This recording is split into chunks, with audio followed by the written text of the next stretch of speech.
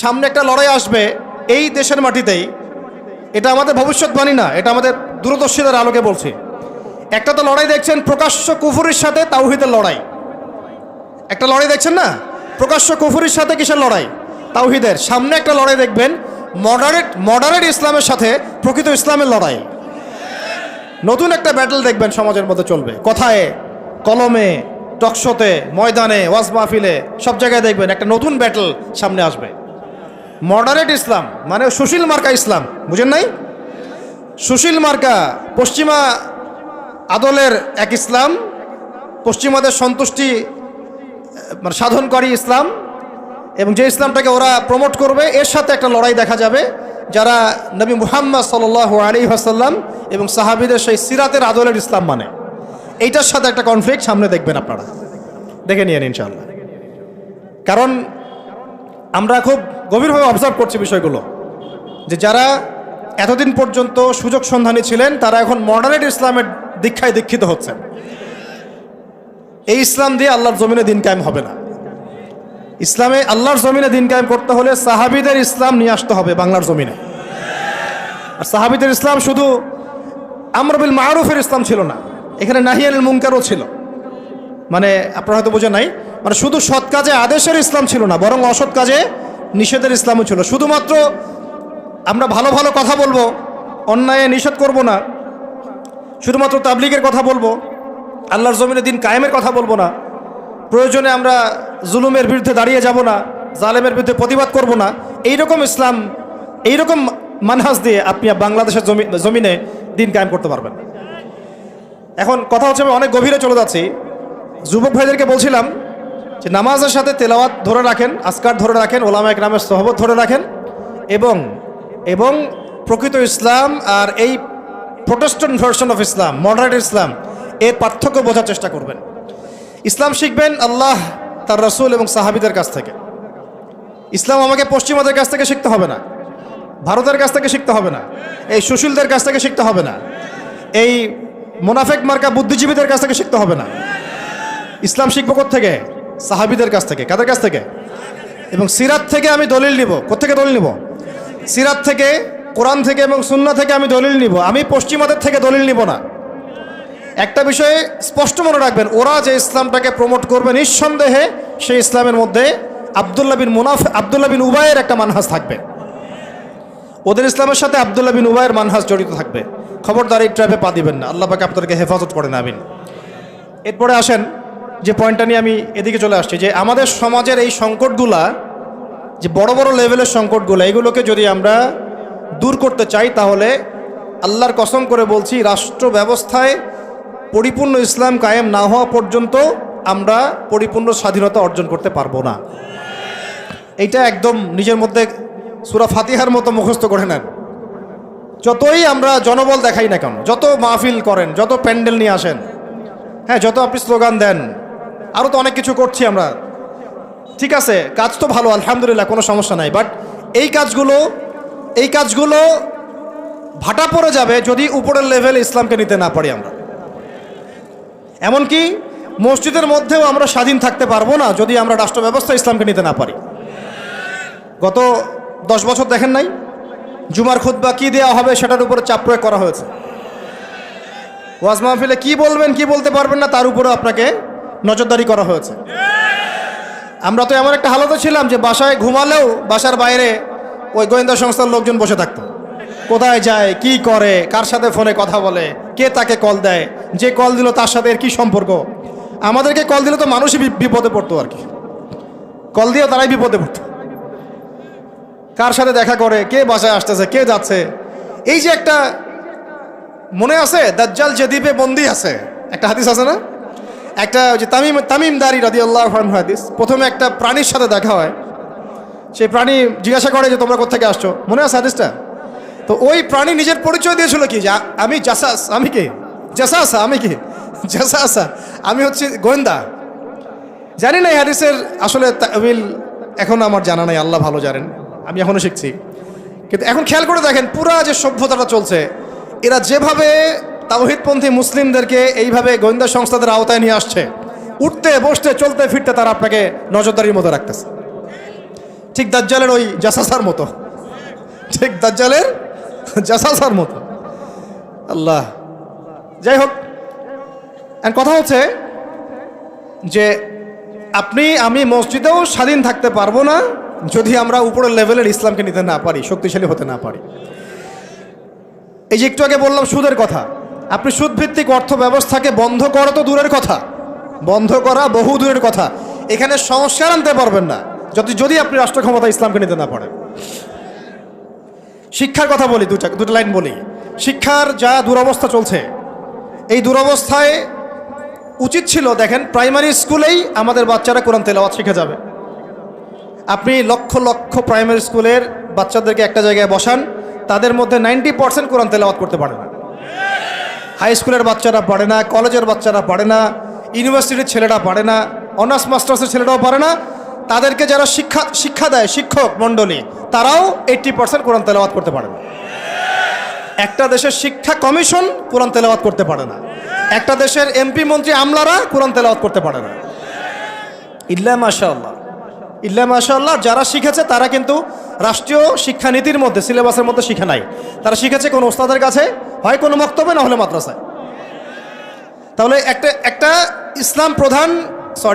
একটা মুসলিম প্রধান রাষ্ট্রে শিক্ষা ব্যবস্থার মধ্যে কোরআন বাধ্যতামূলক নাই। তাহলে আমরা শিক্ষার মধ্যে কোরআনের ইসলামের কি দ্বৈনতা বুঝতে অসুবিধা আছে? এই সংকট কিভাবে দূর করবেন যদি আপনি ইসলামকে রাষ্ট্র ব্যবস্থায় না নেন? দাবি করলাম, আন্দোলন করলাম, মানববন্ধন করলাম, আপনাদের কি মনে হয় তারা চেঞ্জ করে দিবে? কখনোই করবে না। হয়তো বলবে ঠিক আছে, আচ্ছা ঠিক আছে, আমরা 10টা সূরা দিয়ে দিলাম পড়ুক, 20টা সূরা দিয়ে দিলাম পড়ুক, এক পারা দিলাম মুখস্থ করুক, সর্বোচ্চ দিল ধরেন। কিন্তু আমরা জানি যে এগুলো দিয়ে সাহাবাওয়ালা সেই জজবা, সেই ইমান, সেই দাওয়াত, সেই জিহাদ, সেই একামতের দিন সম্ভব না। এগুলো জাস্ট আইওয়াশ শোডাউন করা মানুষকে। জ্ঞান, ইসলামের জ্ঞান যে এত গভীর, মানে আমরা এখন যেটা অনুভব করি যে আমরা এই সাগরের কিনারায় দাঁড়িয়ে আছি, এখনও সাগরে নামা তো দূরের কথা, আমরা পাও ভিজাইনি এখন। এটা হলো দ্বীন ইসলামের জ্ঞানের গভীরতা। আর আমাদের 90% মুসলিমের কান্ট্রি, এখানে শিক্ষা ব্যবস্থায় ইসলাম নাই। কোরআন বাধ্যতামূলক না, হাদিস 100টা বাধ্যতামূলক না। 20 বছর পড়াশোনা করে আমাদের ভাইরা 20টা সূরাও শিখে না। এখানে ইংরেজি বাধ্যতামূলক, সায়েন্স বাধ্যতামূলক, ম্যাথামেটিক্স বাধ্যতামূলক। আর কি বলবো, বিসিএস ক্যাডার হচ্ছে কোরআন ছাড়াই। সিরাত, নবী সাল্লাল্লাহু আলাইহি ওয়াসাল্লামের জীবনী, যে নবীকে চিনে না সে আল্লাহকে চিনবে কিভাবে? সেই সিরাত আমাদের সিলেবাসে নাই। আপনি দাঁড়ান, একজন দাঁড়ায় বলেন তো যে 20 বছর পড়াশোনা করেছেন, আপনার সিলেবাসে সিরাত ছিল? একটা বই, খতামুল আম্বিয়া, সিরাতে খতামুল আম্বিয়া, পাতলা এতটুকু বই, সিরাতে খতামুল আম্বিয়া, মুফতি মোহাম্মদ শফি রাহমাহুল্লাহ লিখেছেন, এতটুকু বই। এই বইটাও কি পড়াইছে? তাহলে একটা দেশের শিক্ষা কমিশন কি করছে আসলে? এদেশের কোটি কোটি ছেলে, কোটি কোটি মেয়ে, কোটি কোটি শিশু কোরআনবিহীনভাবে শিখছে, হাদিসবিহীন শিক্ষা শিখছে, সিরাতবিহীন শিক্ষা শিখছে, ইসলামের ইতিহাস নাই, আকিদা তো বহুদূরের কথা, ফরজে আইনেরও কোনো পড়াশোনা নাই। কিন্তু এখানে আপনি শরীফও পাবেন, আরো কত কি পাবেন, এগুলো না হয় নাইবা বললাম, বলতেও খারাপ লাগে। উন্মুক্ত যৌন চর্চা ওখানে পড়ানো হচ্ছে, যৌন শিক্ষার নামে উন্মুক্ত ফ্রি সেক্সের দীক্ষা দেওয়া হয় নাই। এখন কতটুকু সংস্কার হচ্ছে আমি জানি না, নতুন করে আমি বই ঘাটি নাই। আগে 20-30 বছর আগে যাও ইসলামের কিছু ছিল, গদ্য পদ্য উপন্যাস কিছু ছিল, এগুলো আস্তে আস্তে সব উঠায় দেওয়া হয়েছে। খেয়াল করে দেখেন। তাহলে এটাকে পরিবর্তন আনার জন্যে শুধু কি মানববন্ধন যথেষ্ট হবে? ওয়াজ মাহফিলে আমি যে বলছি আমার বলাটা কি যথেষ্ট হবে? এরা শুনেও শুনবে না, দেখেও দেখবে না। আমি বলে দিচ্ছি আপনাদেরকে, যদি সেকুলাররা উপরে থাকে, এই তথাকথিত সুশীলরা, এই রাম বাম প্রগতিশীলরা, এরা এই কথাগুলো শুনে বিশ্বাসও করতে পারে, হ্যাঁ এটা সত্য কথা বলছে ছেলেটা, কিন্তু ওরা কিছুই করবে না। কারণ কিছু বললেই দুটো শব্দ, কিছু বললে নাকি ওদের আব্বু মাইন্ড করবে। আব্বু চিনেন তো? আব্বু হচ্ছে কে? আমেরিকা। হ্যাঁ, কিছু বললে কে মাইন্ড করবে? আবার কিছু বললে আম্মু নাকি বকা দিবে। আম্মু চিনেন? আম্মুকে? না, আম্মু হচ্ছে ভারত। ওদের চিন্তাটা এরকম, কিছু বলবো না, বলা যাবে না, কিছু করা যাবে না, সংস্কার করা যাবে না, কিছু বললে আব্বু মাইন্ড করবে। আব্বু কারা? পশ্চিমারা। আব্বু কারা? পশ্চিমারা। আবার এখন বলছে কিছু বললে আম্মু মাইন্ড করবে, আম্মু বকা দিবে। হ্যাঁ, আপনারা কেন মব সন্ত্রাস করতেছেন, মবক্রেসি করতেছেন? আসলো না কিছু কথা কয়দিন আগে? কিছু বললেই, মানে হুজুররা কিছু বললেই ভারত যেতে যাবে, ভারতের মিডিয়াতে তোলপাড় হবে। হ্যাঁ, বাকি আপনারা যদি আন্দোলন করেন, সংগ্রাম করেন, অভ্যুত্থান ঘটান, তাহলে কোনো সমস্যা নাই। হুজুররা বললেই সমস্যা। এটার কারণ একটাই, এই পৃথিবী দুই ভাগে ভাগ হয়ে গেছে। মনে রাখবেন, এই পৃথিবী দুইটা শিবিরে ভাগ হয়ে গেছে, সামনে আরও যাবে। একটা ঈমানের শিবির, একটা কুফুরের শিবির। মাঝখানে কিচ্ছু নাই, মাঝখানে কিছু মুনাফিক থাকবে, এরা কাফেরদের সাথেই থাকবে। আপনারা এই হাদিসটাও পড়বেন, শেষ জামানে যখন দাজ্জাল বের হবে, মদিনার উপকূলে সে পৌঁছাবে, দূর থেকে দেখে বলবে যে ওইটা আহমদের মসজিদ সাল্লাল্লাহু আলাইহি ওয়াসাল্লাম। আহমদ মানে কে? মুহাম্মদ সাল্লাল্লাহু আলাইহি ওয়াসাল্লাম। তো সে ওখানে যেতে পারবে না, ফেরেশতারা দাঁড়িয়ে থাকবে খোলা তরোয়াল নিয়ে, পাহারা দিবে। তো সেখানে সে আঘাত করবে আর কি, এটা ভূমিকম্প হবে। তো ওই ভূমিকম্প যখন হবে, ওই ভূমিকম্পতে মদিনার মধ্যে থাকা যত মুনাফিক, এগুলো বের হয়ে দাজ্জালের বাহিনীতে যোগ দিবে। মানে পৃথিবীর শিবির আস্তে আস্তে দুই ভাগ হয়ে যাবেই, ঈমানের শিবির এবং কুফুরের শিবির। মাঝখানে কোনো আর দল থাকবে না, কিছু মুনাফিক থাকবে, এরা কাফেরদের সাথেই যুক্ত হবেই শেষমেশ। কথা হচ্ছে ভাই, মূল কথা একটাই, এই যে অর্থনৈতিক সংস্কারের কথা বললাম আর শিক্ষা সংস্কারের কয়েকটা উদাহরণ দিলাম। শিক্ষার এই দৈন্যতা, দুরবস্থা, 20টা বছর 30টা বছর আপনার জীবন থেকে কেড়ে নেওয়া হলো একটা চাকরির সুর দিয়ে, একটা শিক্ষিত হবেন সার্টিফিকেটের একটা কলা ঝুলাই দিয়ে আপনার জীবন থেকে 20 বছর নিয়ে নেওয়া হয়েছে। এই 20 বছরে আপনি কিচ্ছু শিখতে পারেননি ইসলামের। কিন্তু এই 20 বছর কিন্তু জীবন আর ফিরে আসবে না। 20 বছর দূরের কথা, একটা দিন চলে গেলে কি ফিরে আসবে নাকি? অথচ এই 20 বছরে আপনি মুফতি হয়ে যেতে পারতেন। আমরা আফসোস করতেছি এখন। এবং ওই সময়, যে সময়টা কেড়ে নেওয়া হয়েছে, ওই সময়টা আমাদের জীবনের সবচেয়ে উর্বর সময় ছিল। ওই সময় আমাদের ব্রেন থাকতো ফটোকপি ব্রেন, একটা পৃষ্ঠা দেখলেই মুখস্থ হয়ে যায়। তখন মুখস্থ করাইছে একদম ছোটোবেলা থেকেই। আমি তো শিক্ষা নিয়ে কাজ করতেছি লাস্ট 7 বছর 8 বছর হয়ে গেছে। 7-8 বছর থেকে আমি স্কুলিং করতেছি, আরও বিভিন্ন প্রজেক্টে আছি। ওদের সবগুলো বই শুরু থেকে গোড়া থেকে ঘেটেছি, আমরা ঘাটছি, এখনও ঘাটছি। একদম ছোটোবেলা থেকেই বাচ্চাকে শেখায় Jack and Jill went up the hill. আপনারা পড়ছেন না এগুলো? জনি জনি ইয়েস পাপা, এই কবিতাগুলো একদম ছোটোবেলা থেকে প্লেয়ার ক্লাসে, নার্সারি ক্লাসে ওই কবিতার মধ্যে ওকে মিথ্যা শেখানো হয়। জনি জনি ইয়েস পাপা কবিতাটা দেখেন, ইটিং সুগার নো পাপা, খাচ্ছ কি চিনি খাচ্ছ? বলতেছে কি খাচ্ছি না, মুখের মধ্যে কিন্তু চিনি আছে। তাহলে ছোটোবেলায় আমার বাচ্চাকে শেখানো হলো কীভাবে মিথ্যা বলতে হয়। প্রত্যেকটা জায়গায় সমস্যা আছে, প্রতিটা জায়গায় তারা সূক্ষ্ম সুকৌশলে বিষ ঢুকাই দিছে।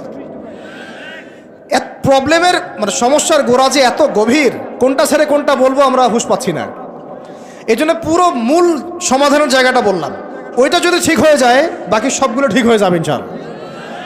আর এখন বিগত প্রায় 50, 60, 70 বছর থেকে বাংলাদেশে দাওয়াতের কাজ অনেক হয়েছে আলহামদুলিল্লাহ, এখনও হচ্ছে, দৈনন্দিন হয়েই যাচ্ছে ইনশাআল্লাহ। একটা জেনারেশন তৈরি হয়ে গেছে আলহামদুলিল্লাহ, যারা আল্লাহর জমিন, আল্লাহ দিন কায়েমের জন্য জান পর্যন্ত দিতে পারবে।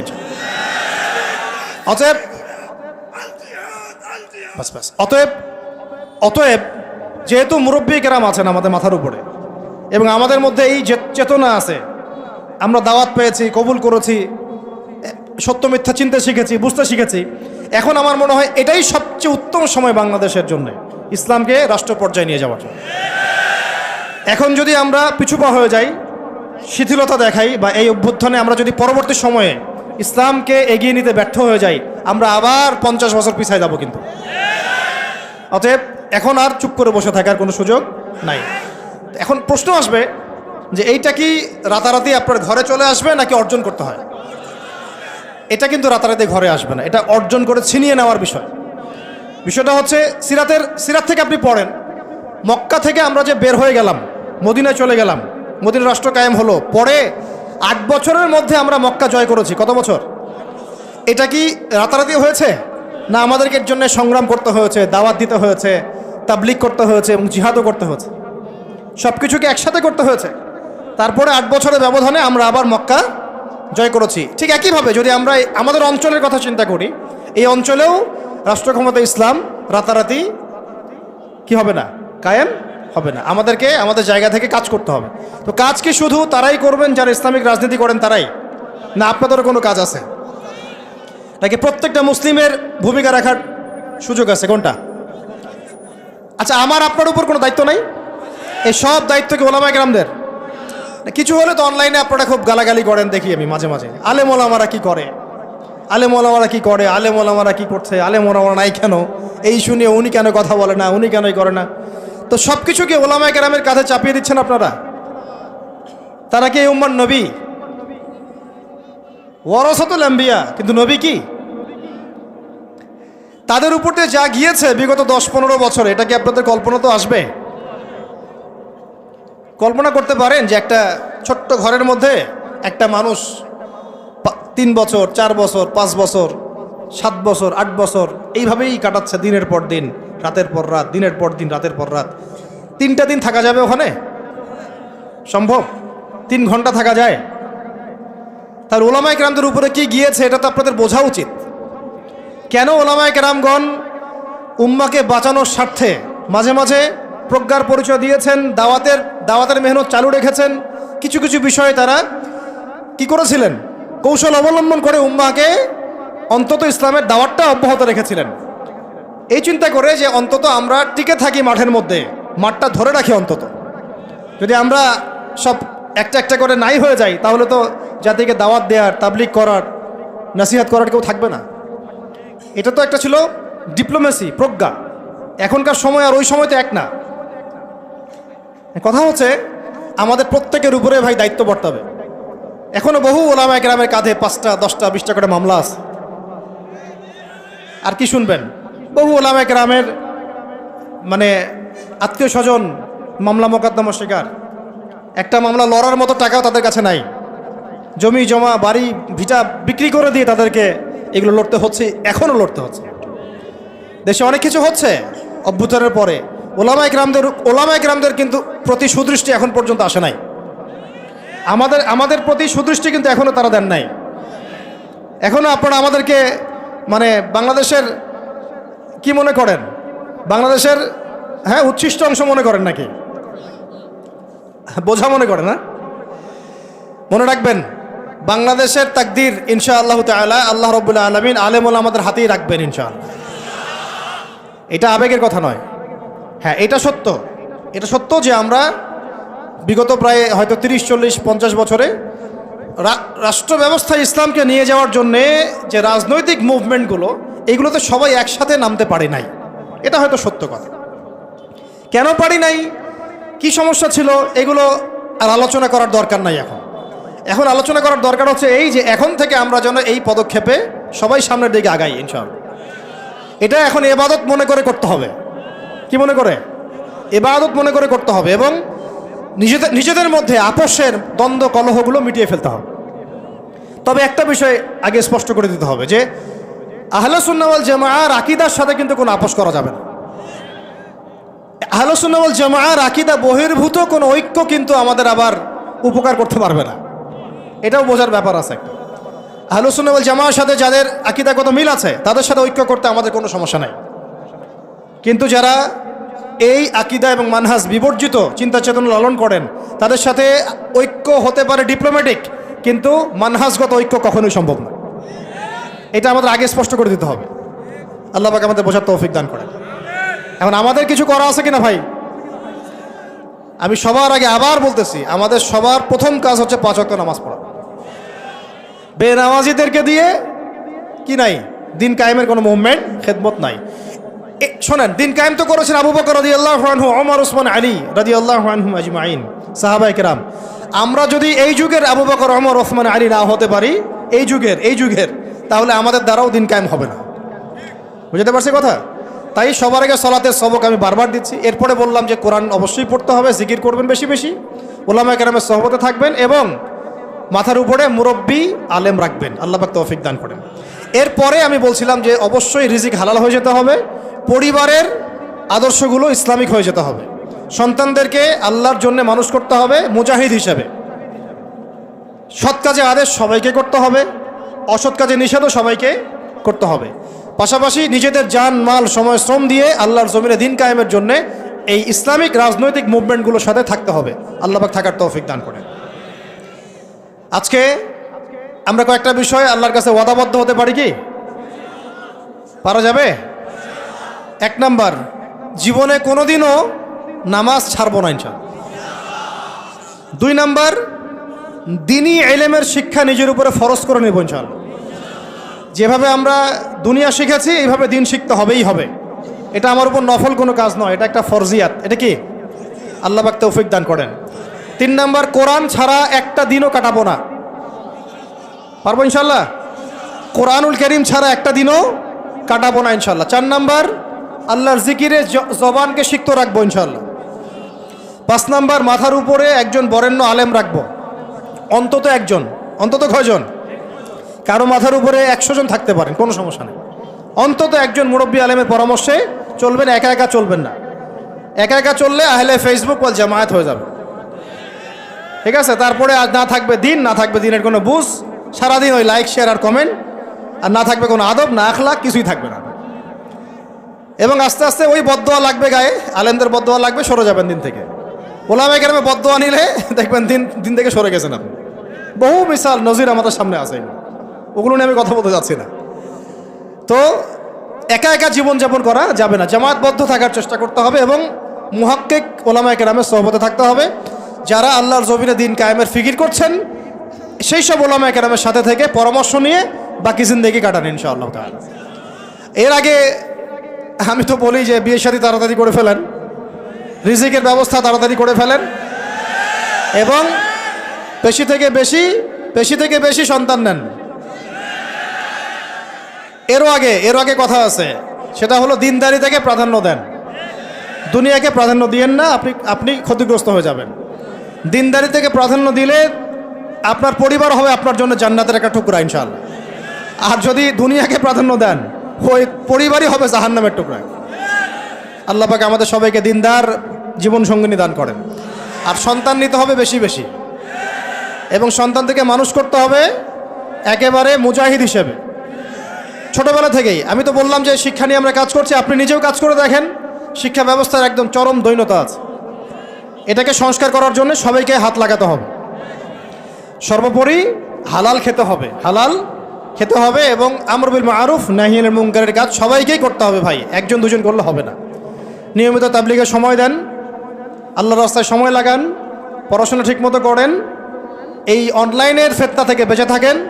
আর যত রকম যুব সমাজকে নষ্ট করার ফিতনা আছে, যেমন মাদক, পর্নোগ্রাফি, মেয়েদের সাথে ফ্রি মিক্সিং, তারপরে আপনার এই যে টিকটক, এই যা আছে যেগুলো যুবকদেরকে নষ্ট করে, এগুলোর ধার কাছেও যাবেন না আল্লাহর রাস্তায়। ভাই এই জীবনটা একটা জীবন, শোনেন আমার কথা, শেষ করছি, আমি লম্বা করবো না।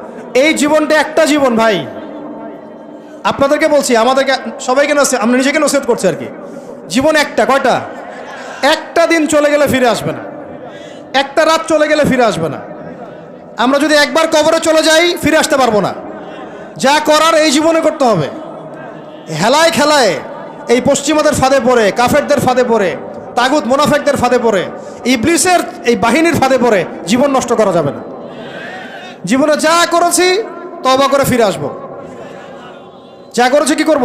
তওবা করে ফিরে আসবো। বাকি জিন্দেগি আল্লাহর জন্য কাটিয়ে দেব ইনশাআল্লাহ। বাকি জিন্দেগির প্রতিটা দিন রাত, ওঠা বসা চলাফেরা শুধুমাত্র একজন ব্যক্তিকে অনুসরণ করবো আমরা ইনশাআল্লাহ। তার নাম কি? মুহাম্মদ রাসূলুল্লাহ সাল্লাল্লাহু আলাইহি ওয়াসাল্লাম এবং তার সাহাবীদেরকে অবশ্যই। এছাড়া আমাদের সামনে আর কিচ্ছু নাই, আর কোনো রাস্তাও খোলা নাই। আমাদেরকে বুঝতে হবে আল্লাহ পাক এই দুনিয়াতে আমাদেরকে তার ইবাদত করার জন্য পাঠিয়েছেন। আল্লাহ পাক দেখতে চান আমলে কেউ আহসান, আল্লাহ পাক দেখতে চান আইয়ুকুম আহসানু আমালা। আল্লাহ পাক সাফল্য বলতে তাই বুঝিয়েছেন, ফামান যুহজিহা আনিন নার ওয়া উদখিলাল জান্নাতা ফাকাদ ফাজ। ওইটাই সাফল্য, দুনিয়ার সাফল্য চিরস্থায়ী নয়। আল্লাহ পাক আমাদের তরুণ ভাইদেরকে কবুল করেন, আমিন। নিজেদের জান মাল সময় শ্রম ব্যয় করে উজাড় করে আল্লাহর জমিনে দিন কায়েমের মেহনতে আমরা আত্মনিয়োগ করবো ইনশাআল্লাহ। আর শুরুতে আমি বলছি না যে আপনি শুরুতেই রাস্তায় নেমে আসেন, নিজের আত্মসংস্কার করেন, নিজের নফসের সংস্কার করেন, পড়াশোনা ঠিক করে ফেলেন, আমল ঠিক করে ফেলেন, ওলামা কেরামের সোহবতে চলে আসেন এবং তাদের সাথে মশওয়ারা করে পরবর্তী পদক্ষেপ নেওয়ার চেষ্টা করেন। এক কথা, জমিন আল্লাহর, দিন হবে, দিন আল্লাহর, জমিন হবে কার? এই দিন আল্লাহর, জমিন আল্লাহর, বিধান চলবে কার? বাস আল্লাহর জমিনে আল্লাহর বিধান প্রতিষ্ঠার জন্যে আমাদের সবাইকে আত্মনিয়োগ করার তৌফিক আল্লাহ পাক দান করেন, আমিন। আল্লাহ পাক আমরা সবাইকে পরিপূর্ণ নামাজি হয়ে যাওয়ার তৌফিক দান করেন, শরিয়া বোঝার তৌফিক দান করেন, শরিয়ার বিধানগুলো বাস্তবায়ন করার তৌফিক দান করেন। আল্লাহ পাক ইসলামকে রাজনৈতিক ক্ষমতায় নিয়ে যাওয়ার তৌফিক দান করেন। আল্লাহ পাক আল্লাহর জমিনে আল্লাহর বিধানগুলো কায়েম করে ফেলার তৌফিক দান করেন। আসন্ন রমজানে আল্লাহ পাক আমাদের সবাইকে সুস্থ রাখেন, সবাইকে নিরাপদে রাখেন এবং সমস্ত রোজাগুলো হকেদায় করে করার তৌফিক দান করেন। আল্লাহ পাক আমাদের সবাইকে কোরআনওয়ালা বানায় দেন, সুন্নাহওয়ালা বানায় দেন। সাহাবায়ে কেরামের মানহাজে দিন কায়েমের তৌফিক দান করেন। সিরাত মুখস্থ করে ফেলার তৌফিক দান করেন। ইসলামী শিক্ষায় শিক্ষিত হওয়ার তৌফিক দান করেন।